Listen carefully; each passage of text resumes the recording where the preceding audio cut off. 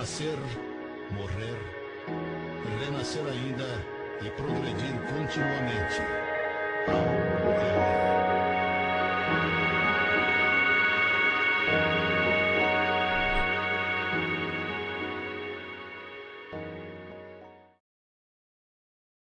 Procuremos agora fechar os nossos olhos, relaxar a nossa mente, nosso corpo e elevar os pensamentos a Deus nosso Pai, a Jesus nosso Mestre, rogando amparo para a reunião desta noite, quando estudamos a doutrina espírita, procurando nos informar, nos esclarecer um pouco mais a respeito dos seus ensinamentos, sempre importantes para que nós possamos valorizar a oportunidade que tivemos de reencarnar, de conviver em família, que cada um de nós possa aproveitar esses instantes e também se motivar ao estudo,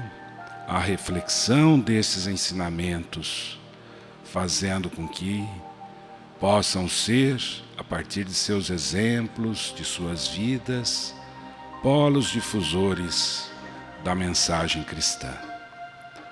Senhor Jesus, rogamos o teu amparo, as tuas bênçãos, e em especial rogamos a presença de João Luiz dos Santos, Emília Santos, Irma Ragazzi Martins, Benedita Fernandes, tio Rolandinho, minha mãe, demais espíritos amigos, espíritos familiares que nos acompanham nos trabalhos desta casa, que possam nos amparar a todos que aqui estão presentes, fortalecendo-os, e também coordenar as nossas atividades. É contando com este amparo que iniciamos a nossa reunião.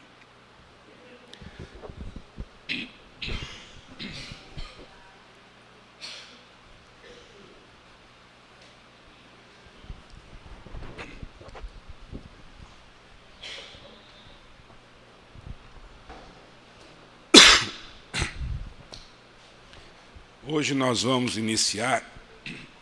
Ninguém pode ver o reino de Deus se não nascer de novo. Este capítulo, ele fala a respeito da reencarnação.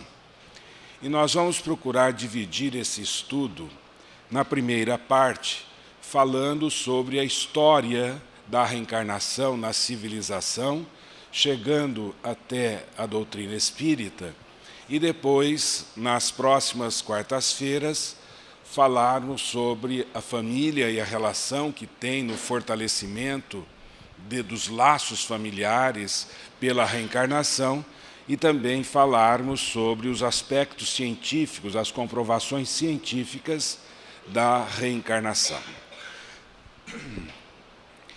Quando nós olhamos a história, a civilização humana, nós vamos ver que a reencarnação, ela não é algo exclusivo da doutrina espírita.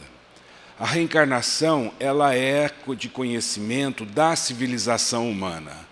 Assim, nós vamos ver essas obras chamadas as obras védicas da Índia, que surgiram aproximadamente 1500 anos antes de Cristo, que são 4 livros védicos, e que nesses livros tem uma abordagem sobre a reencarnação, como por exemplo esta: se vos entregardes aos vossos desejos, só farei condenar-vos a contrair ao morrerdes novas ligações com outros corpos e com outros mundos.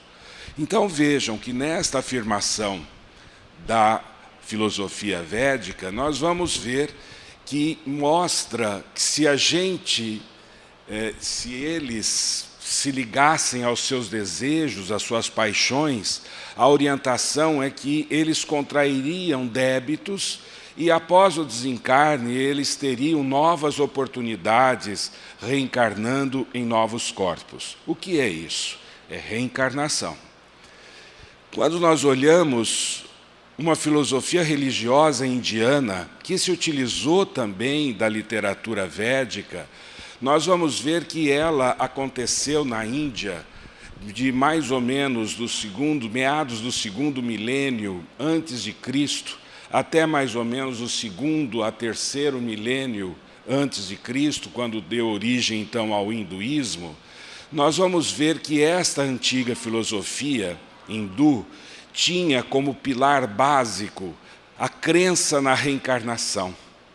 Entre outras crenças, como, por exemplo, esse sistema de casta, o naturalismo e o individualismo. Mas nós vamos ver que a crença na reencarnação era um dos pilares do brahmanismo, uma filosofia hindu.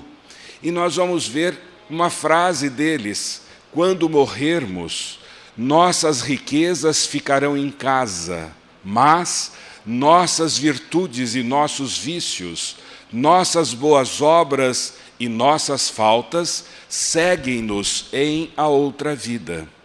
Mais uma vez, nós vamos encontrar bastante evidente o princípio da reencarnação. Depois nós vamos ter o budismo, mais ou menos 600 anos antes de Cristo, onde um príncipe hindu, ele se revolta com a corrupção, com o abuso do poder teocrático que havia na época, e ele resolve renunciar às riquezas familiares, e após 7 anos de meditação e estudos, ele reaparece para levar ao mundo asiático uma outra expressão da lei. Ele é conhecido como o Buda, que significa o iluminado. E nós vamos ver que o budismo também é uma filosofia reencarnacionista. E falava o seguinte: uma vida curta, uma vida longa, um estado mórbido, uma boa saúde, o poder, a fraqueza, a fortuna, a pobreza, a ciência, a ignorância. Tudo isso depende de atos cometidos em anteriores existências. Aí está, mais uma vez estampado, que tudo aquilo que nós temos hoje, somos hoje, as dificuldades pelas quais passamos, são consequências de vidas passadas, de atos cometidos em vidas passadas. E hoje nós temos, então, a consequência em uma nova experiência reencarnatória. Isto já era dito 600 anos antes de Cristo na filosofia budista. Uma outra civilização, uma das civilizações mais brilhantes que nós tivemos, a civilização egípcia, nós vamos ver que ela foi muito influenciada em termos filosóficos pela civilização hindu e recebeu também muita influência na sua fé. Só que no Egito eles introduziram aquilo que se chama de ensino secreto. O que era o ensino secreto?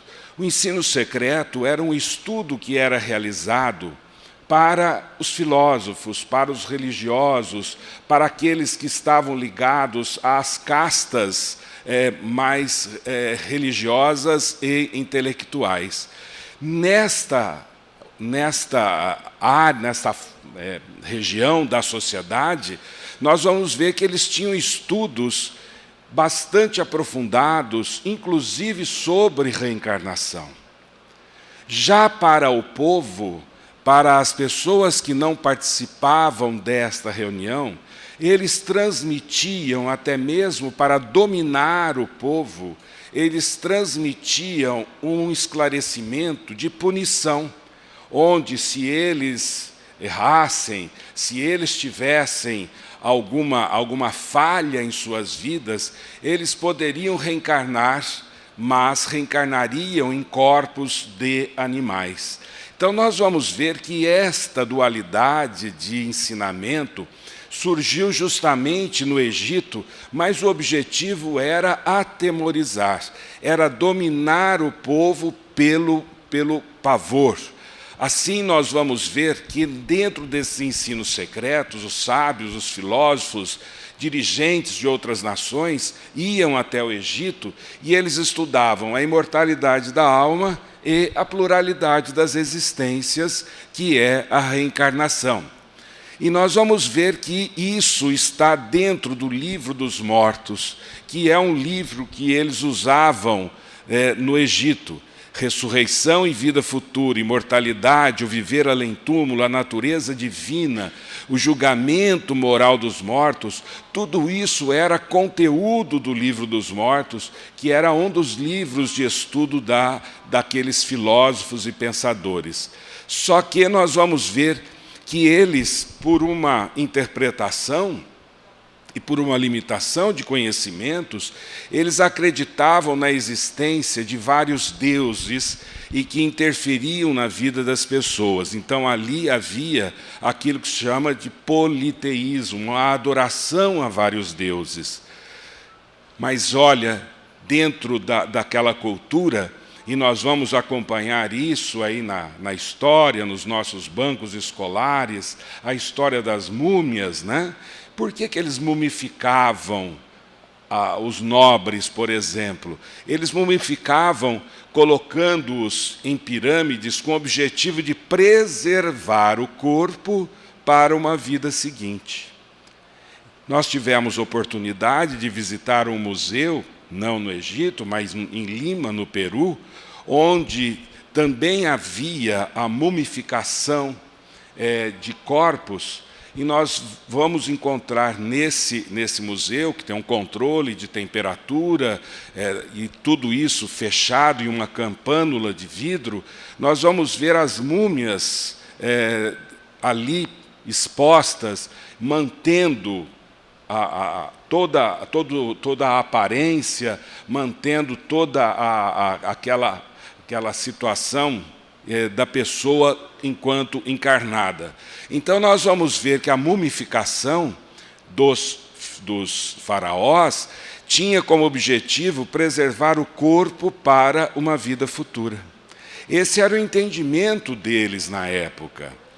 Nós vamos encontrar que ainda no Egito falava-se o seguinte: as almas inferiores e más ficam presas à terra por múltiplos renascimentos, porém as almas virtuosas elevam-se às esferas superiores, onde recobram a vida das coisas divinas. Aí, mais uma vez, nós estamos vendo a reencarnação, nós estamos vendo a vida espiritual num conceito existente na civilização egípcia, e nós vamos encontrar que tudo isso nada mais significa do que a reencarnação, que é a oportunidade que nós temos de resgatar erros do passado, como também a nossa vida espiritual, o encontro às coisas divinas, como eles falam, quando nós somos espíritos desprendidos, espíritos já com um certo grau de desenvolvimento. A Grécia, uma outra civilização bastante importante, nós vamos encontrar vários filósofos, e Pitágoras, um filósofo do século VI a.C., ele falava, já que ele teve uma informação também no Egito, nós vamos ver que ele falava aos iniciados, onde se estudava a imortalidade da alma, se estudava a reencarnação, e mostrava uma ascensão gradual e progressiva que o ser humano teria a partir das diversas encarnações, e falava também ao povo, que era aquela segunda doutrina que atemorizava o povo, onde eles falavam que as almas ruins deveriam reencarnar, renascer em corpos de animais, o que ele dá o nome de metempsicose. Então vejam que essa ideia de renascer, a ideia de reencarnação, ela é muito antiga. O que mudou foram as formas de interpretação. O que mudou foi exatamente o desenvolvimento que a ciência nos deu, nos mostrando e nos dando comprovações científicas sobre isso. A civilização grega falava o seguinte: quando as almas voltam ao espaço, trazem como hediondas manchas todas as faltas da sua vida terrena no corpo etéreo. Olha só que interessante. Corpo etéreo é o perispírito. E nós vamos ver que as manchas nada mais são do que as intoxicações fluídicas que André Luiz nos fala no seu livro Nosso Lar. Então nós vamos ver que isso já era conhecimento dos gregos. E eles falam ainda que para apagar essas manchas no corpo etéreo, no perispírito, cumpre que expiem e voltem à terra. Vejo que expiem aqui é com X, não é espiem com S, porque espiar com S é olhar. Espiar com X significa que nós vamos ser submetidos a alguma prova, a alguma necessidade, e isso vai fazer com que a gente progrida, se nós aproveitarmos bem a expiação. Na Gália, que também uma civilização antes de Cristo e que pertencia inclusive ao Império Romano em uma determinada fase, é mais ou menos onde hoje está a França na Europa. Os gauleses, eles eram considerados um povo bárbaro. E por que eles eram considerados um povo bárbaro? Porque eles, como eram extremamente guerreiros, eles acreditavam que quando a pessoa desencarnava em um campo de batalha, ali ficaria apenas um corpo material e que o espírito não estaria ali presente. E o que eles faziam? Eles tiravam as roupas e tiravam as armas para serem aproveitadas por outras pessoas do exército. Mas eles deixavam o corpo ali ao relento ou enterravam, mas sem nenhum protocolo. Assim nós vamos ver que os gauleses, eles tinham uma sociedade para a época muito evoluída, inclusive com direito eleitoral. Nós vamos ver que nenhum outro povo europeu teve assim esse sentimento profundo de imortalidade da alma como teve o povo gaulês. E o que eles falavam? Para nós, as almas não se sepultam, mas voam a animar outros corpos em novos mundos. Então, olha só, como que eu vou animar outros corpos em novos mundos, se não for pela via da reencarnação? Então, nós vamos encontrar ao longo da história civilizações importantes mostrando a crença na reencarnação. Entre os hebreus, nós vamos ver que essa ideia também era admitida. Só que nós vamos ver que o povo hebreu era um povo bastante turbulento, mas eles tinham um sentimento religioso bastante grande.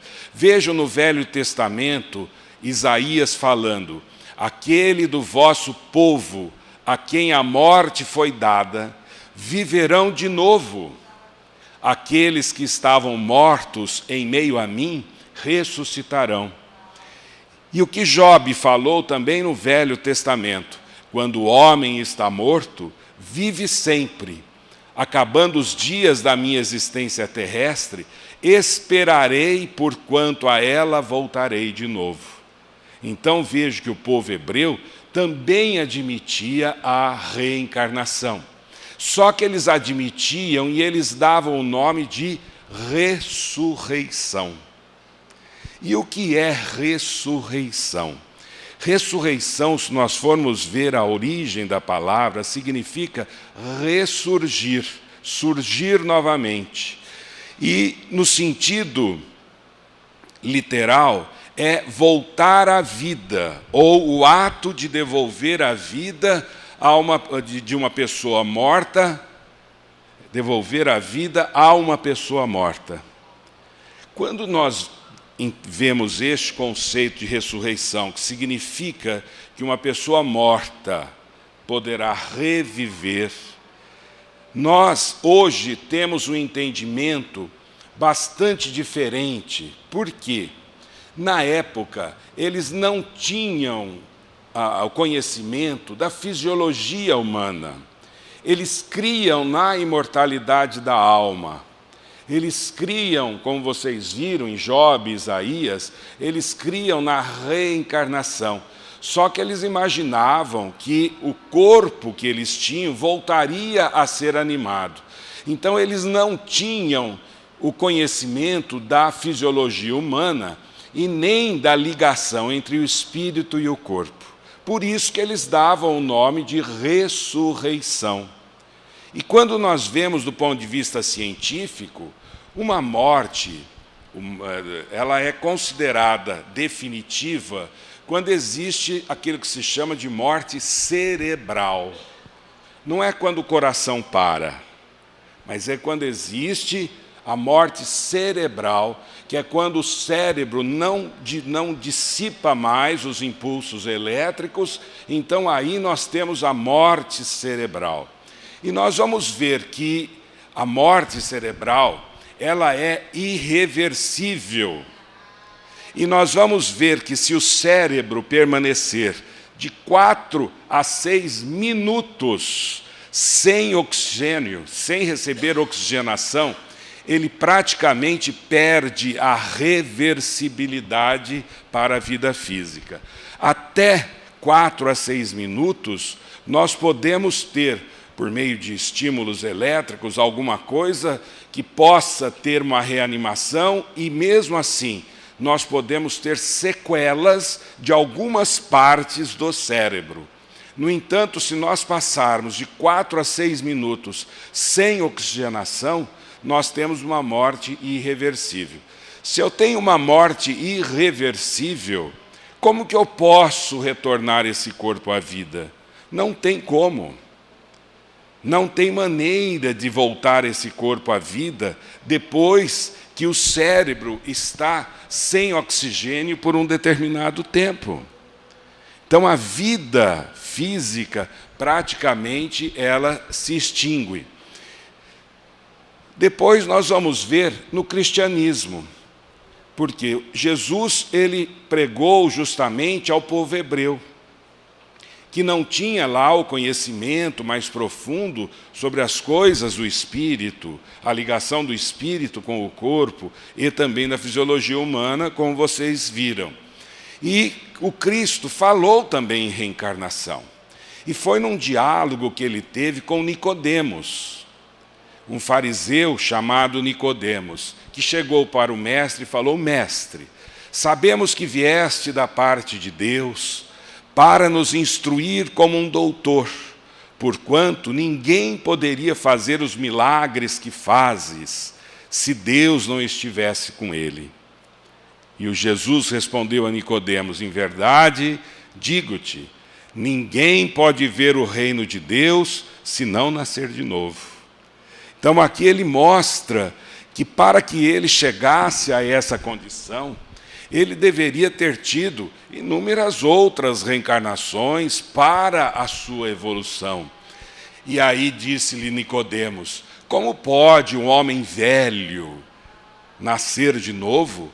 Pode tornar a entrar no ventre de sua mãe para nascer uma segunda vez? Imagine só o pensamento que eles tinham, que a reencarnação, a pessoa voltaria ao ventre materno. E aí o Cristo falou: em verdade digo-te, se um homem não renasce da água e do Espírito, não pode entrar no reino dos céus. Aí nós precisamos entender a simbologia dessas palavras. O que era água na época? Quando a gente busca dentro do estudo o que era água, a água era o símbolo da matéria. Em algumas vezes eles falavam água, outras vezes eles falavam fogo, como símbolo material. E nós vamos ver que aí o Cristo continua e fala para Nicodemos: o que é nascido da carne é carne, O que é nascido do Espírito é Espírito. Vejam que aí ele está mostrando a individualidade espiritual. Ele está mostrando que o Espírito, ele anima a matéria.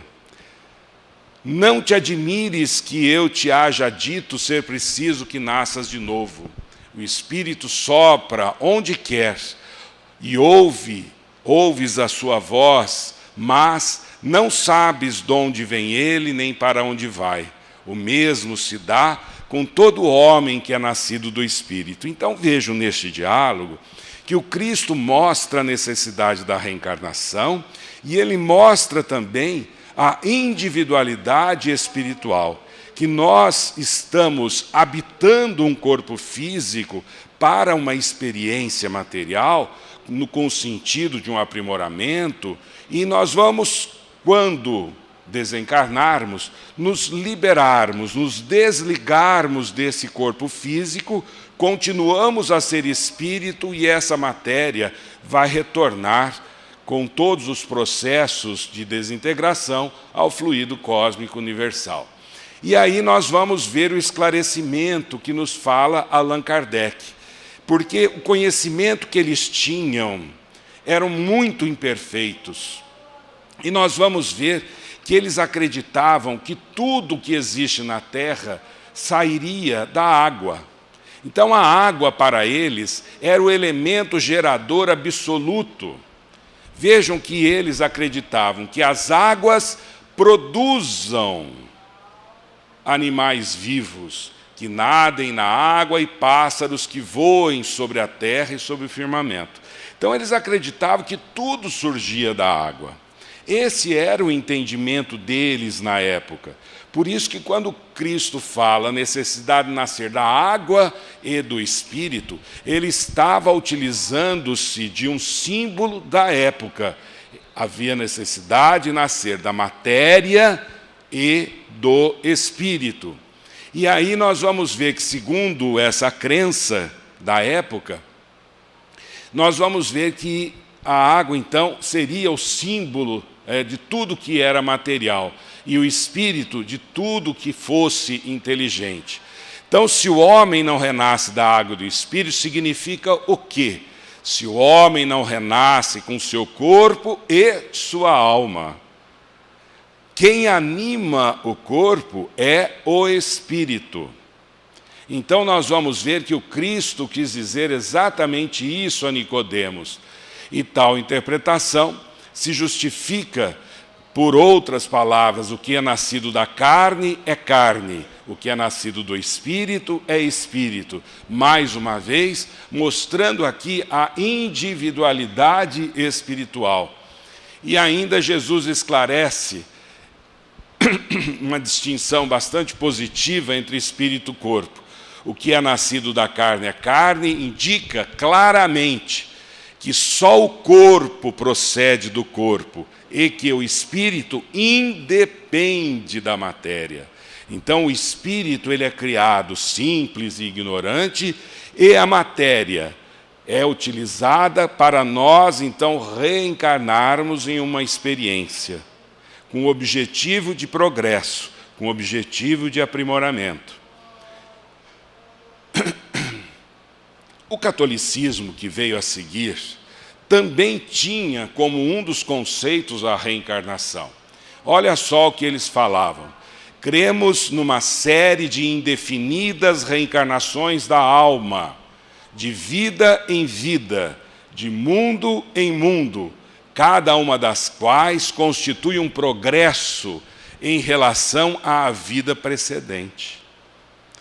Então, no catolicismo, já que eles foram uma continuação do cristianismo, eles pegaram a filosofia do Cristo e introduziram em sua filosofia exatamente o que o Cristo falava. Então, eles acreditavam na reencarnação. Só que isso aconteceu até o século VI, depois de Cristo. O que aconteceu depois do século VI que o catolicismo mudou?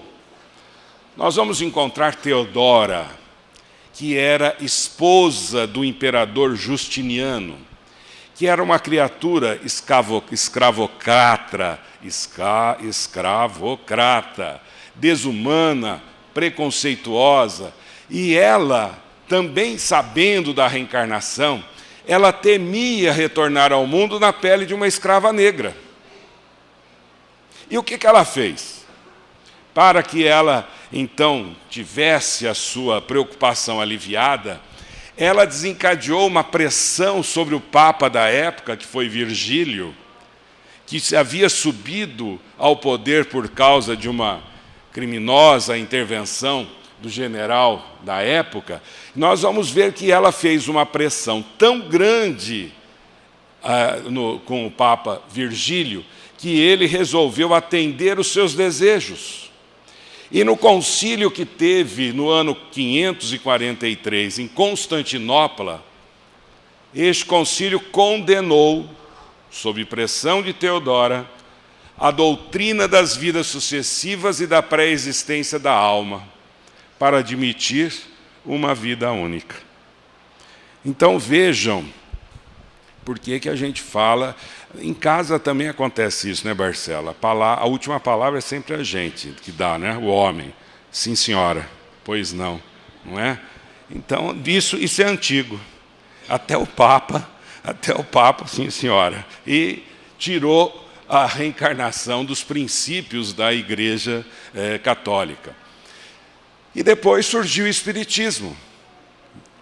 O Espiritismo surge, então, em 1857, e Kardec coloca esta frase, uma frase famosa, que dá para entender a reencarnação: nascer, morrer, renascer ainda e progredir sempre, mostrando que a reencarnação é uma forma de progresso, tal é a lei.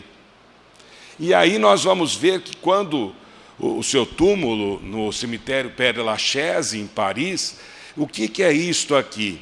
Isto aqui é um monumento gaulês. Por quê? Porque Allan Kardec, com uma informação que ele recebeu do plano espiritual, havia sido seu nome em uma reencarnação na Gália. Ele se chamava, então, Allan Kardec. Para que a doutrina espírita seguisse o seu rumo, sem a influência da fama que ele tinha na França, de um pedagogo, de um professor, ele adota o nome de Allan Kardec. Aí nós vemos a humildade, a personalidade humilde de uma pessoa que não queria se projetar de forma nenhuma por meio de uma doutrina que ele diz que não era dele e era dos espíritos. E essa foi uma homenagem que seus amigos fizeram, um monumento ao estilo gaulês para o túmulo de Allan Kardec, que passa o ano todo florido assim. Estivemos no inverno lá e da mesma forma, no inverno, sempre florido. Então nós vamos ver que Allan Kardec, com a doutrina espírita, ele fala em nascer, morrer, renascer ainda e progredir sempre, tal é a lei. Assim a doutrina espírita veio dar como um de seus pilares, veio mostrar como um de seus pilares que a reencarnação é realmente uma forma de nós entendermos de maneira lógica a vida. As diferenças que nós encontramos aqui no nosso mundo, na nossa sociedade. Conceitualmente, o que é reencarnação? É a capacidade do espírito em ligar-se sucessivamente a outros corpos, com o objetivo do autoaperfeiçoamento. Então aí nós vamos ver que é totalmente diferente do conceito de ressurreição, que seria voltar ao mesmo corpo, o que fisiologicamente, cientificamente, está demonstrado que é impossível de acontecer. Já a reencarnação mostra que nós nos ligamos a outros corpos, a novos corpos, de uma nova oportunidade. E o que a reencarnação nos possibilita compreender? Nos possibilita compreender a necessidade de nós respeitarmos e valorizarmos a vida. valorizarmos a oportunidade que nós estamos tendo, nos explica as causas dos sofrimentos. E isso nós vamos ver no capítulo 5 do Evangelho segundo o Espiritismo, Bem-aventurados os aflitos, onde, como poderíamos encarar Deus como Pai justo, se nós temos pessoas saudáveis, pessoas doentes, pessoas que nascem com enfermidades, pessoas que têm doenças congênitas, como que faz para entendermos isso, enquanto tantos outros são saudáveis? Como que nós poderíamos entender esses sofrimentos? A reencarnação nos fala em progresso contínuo. Nós não paramos jamais, nós podemos estancar, mas nós também não vamos regredir, como falava Pitágoras na metempsicose. Nós podemos parar na escala evolutiva, não aproveitarmos uma encarnação, mas nós, depois de superarmos todas as dificuldades em consequência dos erros que nós tivemos, nós continuamos o nosso progresso, é um progresso contínuo e nunca ele regride. E também a reencarnação vai valorizar os laços de família, que é o tema próximo estudo do Evangelho. Assim, nós vamos ver que a reencarnação faz com que nós, espíritas, tenhamos uma visualização da vida totalmente diferente. E quando nós aproveitamos as oportunidades, e quando nós temos uma vida produtiva, nós vamos ver, como fala Leon Denis, que as reencarnações são os degraus pelos quais o ser se eleva e progride. Mas para que isso aconteça, é necessário que a gente seja pessoa útil, pessoa produtiva, pessoa que se preocupa em compartilhar com o próximo e fazer do próximo o seu irmão. E assim, certamente, nós estaremos evoluindo e nos desprendendo de todas as paixões humanas e de todos os laços materiais. Que todos tenham muita paz. Sentindo o amparo que se faz, procuremos repartir destas bênçãos aos nossos irmãos que estão em dificuldades. Lembremos daqueles que têm aqui sobre a mesa nomes e endereços. Sejam visitados por benfeitores amigos.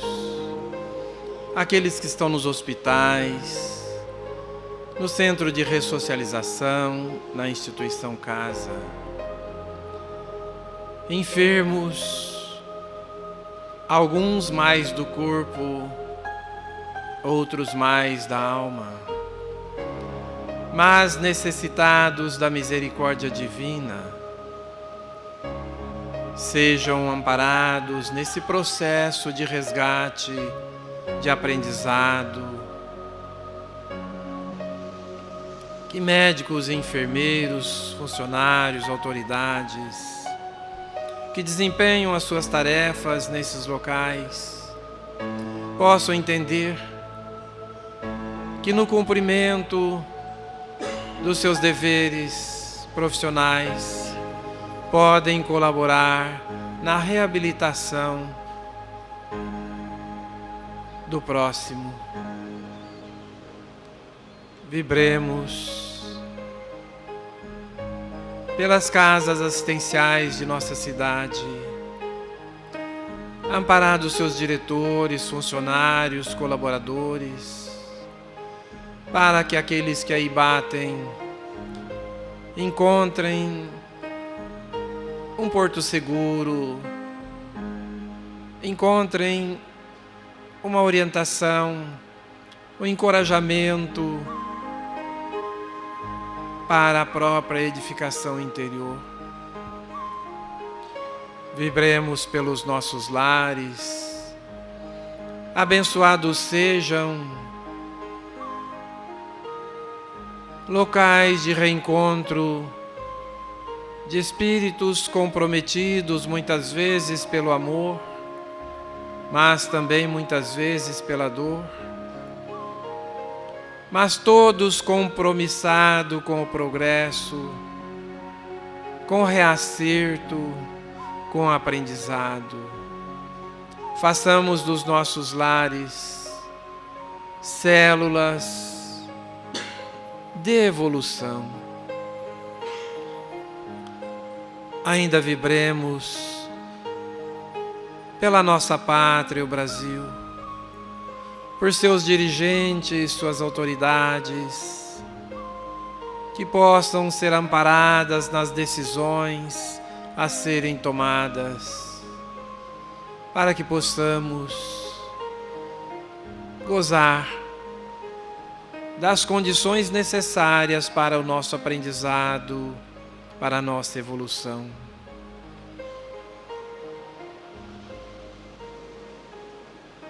Voltemos a este ambiente e vibremos por espíritos enfermos que aqui estão.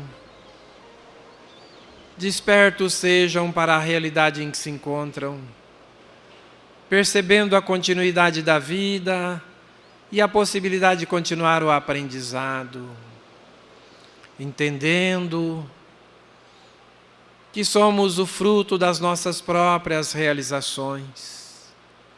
Portanto, colhemos os frutos da nossa semeadura. Nada acontece por acaso. Deus é Pai de amor e justiça e nos dá sempre a oportunidade de retornarmos ao caminho do progresso, ao caminho da libertação. Irmãos desencarnados que se ocupam com a maldade, muitas vezes obedecendo comando de outras mentes mais poderosas, que os impulsionam a realizações negativas para a destruição do próximo, em particular dos encarnados. Sejam despertos para a realidade em que se encontram. Percebam que podem modificar a própria situação. Podem agir por conta própria, buscando em Jesus o amparo de benfeitores amigos para o retorno do aprendizado. Recebam, espíritos enfermos presentes, as nossas vibrações de amor. Se deixem envolver por emissários amigos, trabalhadores de Jesus, que os conduzirão a locais adequados às suas necessidades no plano espiritual. Partam com eles, mas partam orando a Deus, como assim ficaremos fazendo em seus benefícios, lembrando a prece que Jesus nos ensinou, quando disse: Pai nosso que estais nos céus, santificado seja o vosso nome, venha a nós o vosso reino, seja feita a vossa vontade, assim na terra como nos céus. O pão nosso de cada dia dai-nos hoje, Senhor. Perdoai as nossas dívidas, assim como perdoamos aos nossos devedores. E não nos deixeis cair em tentações, mas livrai-nos, Senhor, de todo mal, porque vosso é o reino, o poder e a glória para sempre. Enquanto irmãos enfermos são encaminhados,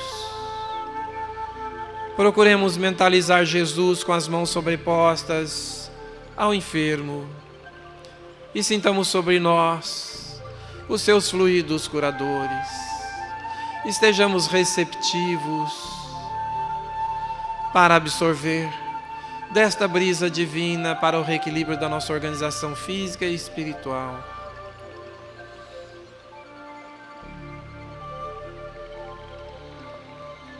Sentindo a paz que nos envolve, agradeçamos a Deus nosso Pai, a Jesus nosso Mestre amigo, a todos os emissários bondosos que têm nos amparado em nossas vidas, que nos ampararam em mais esta reunião. Em seus nomes, emissários amigos, rogando a Jesus vos conceda cada vez mais, ampliando tarefas de caridade. Encerramos a nossa prece, a nossa reunião do momento, dando graças a Deus.